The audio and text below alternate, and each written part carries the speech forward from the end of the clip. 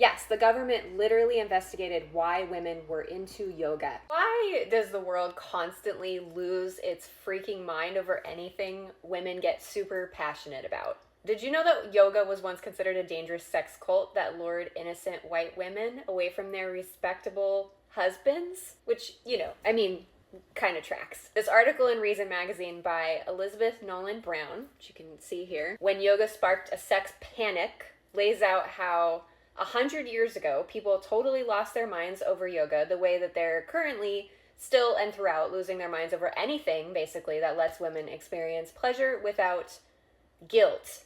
I'm Aubrey. I've been working with women on having full access to their sexuality and sovereignty for over 16 years, and I lead a women's movement called Women Are Power. One of the main things I do is teach people Orgasmic Meditation, which is a stroking practice, which was made for women by a woman. It's really for everybody, but it's female-centric. And that woman is currently indicted because of the same sex panic that this article talks about. She's mentioned, in fact, at the beginning of the article.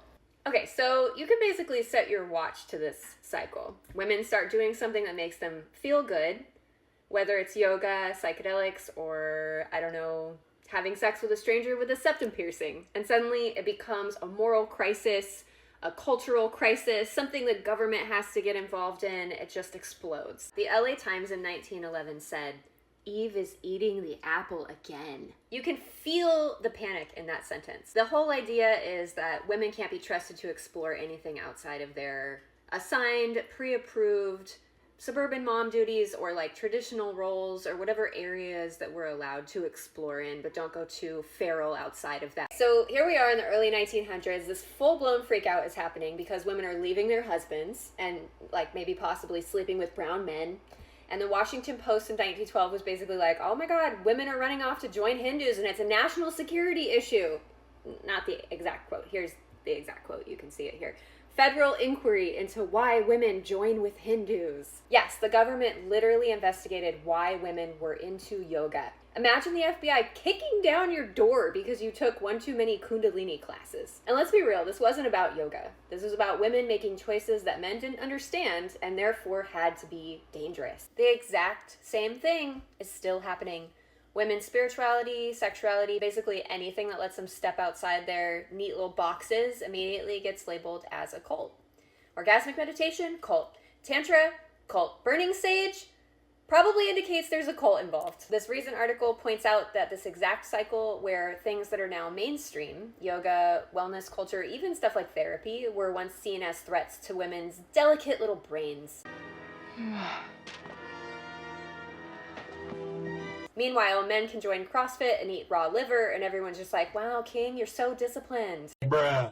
It honestly doesn't even end here. There's a whole other level of this. So the yoga panic got mixed up with another hysteria, one that might also sound familiar. This is the white slavery panic. During this yoga sex panic, the government was convinced that women were being hypnotized into sex slavery by their yoga instructors. Sounds a lot like modern sex trafficking narratives where anything non-traditional gets flattened into coercion, especially if women are involved. Because it couldn't possibly be that we actually know what we want and then go for it. Like, sorry, but women who join an experimental spiritual community aren't being trafficked. Some of them just don't want to work a corporate job and have missionary sex once a week. Some of us want all access to the mystical state and to fully actualize in our unfathomable power and potential. All right, so the lesson here, every time women reclaim their bodies, their spirituality, their sexuality, people lose their shit every time.